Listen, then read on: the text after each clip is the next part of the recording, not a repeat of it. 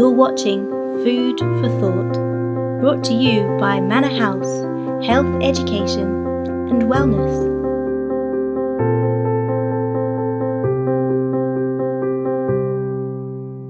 Seven pillars for country living. Has COVID-19 got you thinking about moving to the quiet of the countryside?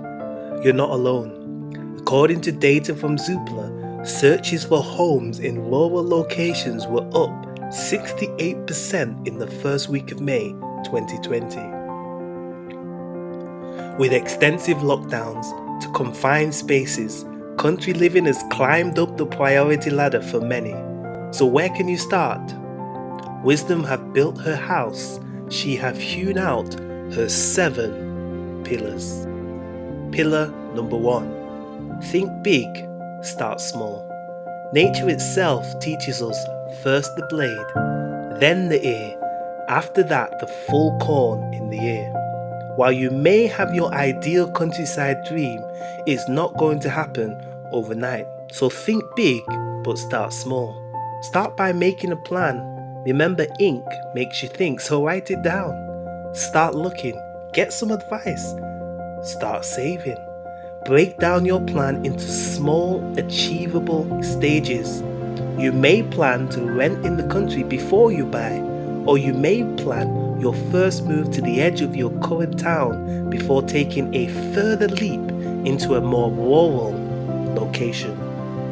Whatever you decide, think of what you can do now to prepare for your next stage in your country living experience. Think big, start small. Pillar number 2. Be real and true about what you can do. A wise man once said, through wisdom is a house built, and by understanding the home is established. If you want a successful country living experience established on a permanent basis, you will need to apply some wisdom. Consider your individual circumstances and adapt your country living dream to what you can actually do and afford. Whether it's off the grid country living, or a village bungalow with all the modern conveniences, or a larger scale countryside institution for service, there is a lot to choose from. But keep it simple and within a realistic budget. Things you may want to consider. Can I travel a reasonable distance for work if I need to? Does someone in my home drive? Can I live happily with my friends in this country home on a long-term basis? Would a tiny home or caravan provide sufficient space which I need for my family?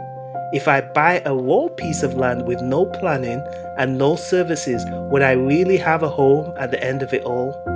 It's true, many can't have their surroundings what they desire it to be. But if we have the opportunity, be realistic and true about what you can and can't do. Pillar number 3. Check the features and tones of your new country home. We all know that the wise man built his country house upon a rock. But what does that look like today? Not all country homes are wisely located or built. So what are the desirable features that we should be looking out for? Make sure the country home is on a high and elevated site. You don't want to be at risk of flooding or constant damp problems. Make sure that your country home is not at the foot of a mountain, which may be a health risk to you and your family. Make sure the country home has lots of light, south facing with large windows. Don't find yourself on the wrong side of the hill, mountain or forest. You need plenty of light for that home and for a healthy garden. Check that your countryside home is not shaded by trees. Make sure that home has a small parcel of land or large garden which to grow. Troublous times are coming, and the opportunity to grow at home could bring more blessings tomorrow than you could ever imagine today. Does your country home have good phone reception or internet signal? Living in a technological age, this is an important criterion. Good neighbors. No man is an island to himself, even in the countryside. Wherever you go, your influence will have an impact on others, and vice versa. Remember, if you want to enjoy a restful weekend or a peaceful Sabbath, you don't want to be located by a busy working farm where large tractors would be frequently hustling and bustling past your doorstep. Accessibility. Make sure that it's got good accessibility and that your car is not at risk of damage. Independent services. Most countryside houses have services such as water, sewage and heating. Try and find out if these services are on your land and ensure as far as possible that they're not shared. Size of the home.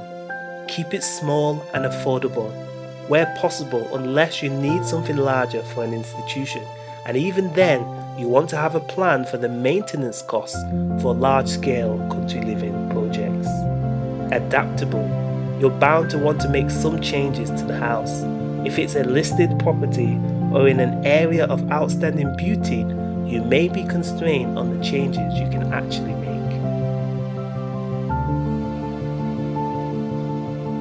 Pillar number 4. Sacrifice some things in life. You will have to give up something if you really want to achieve your country living goal. Abraham was called to leave his country, his loved ones, and the convenience of his father's home to locate in a land that God would show him. You may need to leave your highly paid job. You may need to leave behind some city conveniences such as nearby shops and services. Whatever you're called to sacrifice, remember the reward far outweighs the cost. The story is told of a man who found treasure in a countryside field and sold all that he had to buy it. It may take all that you have. So aim high and spare no pain to reach the highest standard. Pillar number 5. Be willing to get help. Avail yourself of every help within your reach. The journey of country living can be a difficult experience, and there is no shortage of challenges which you can face on the way or even when you're there. Be open to receive some help. It may be advice, it may be help searching for the place, it may be help building or furnishing the home, or even help moving to the home. It may be help putting your place on the market. It may be help with a deposit or a reference.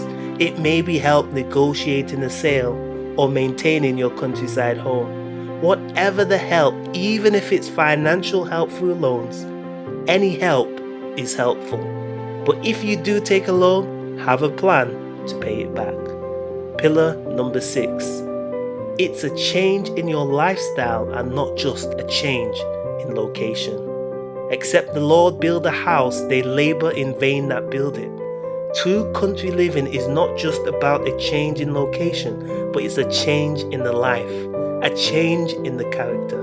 Inspiration tells us that the work of character building is tenfold harder in the city in comparison to the country for both parents and children.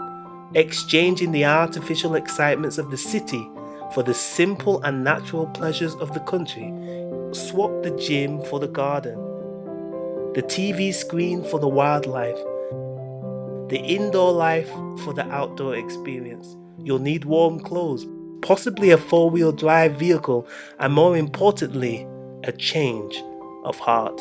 By beholding the scenes of nature, the works of Creator, by studying His handiwork, imperceptibly you will be changed into the same image. Pillar number 7. Have heaven's home in your horizon. Wherever we live here, we are pilgrims on this earth. At best, wherever we make our countryside home, the time spent here is still the Christian's winter. Life on this side of heaven is momentary and brief. Don't forget to lay up your treasure in heaven, where a place is being prepared for you that will excel your highest hopes and highest ideals of your country home on this earth.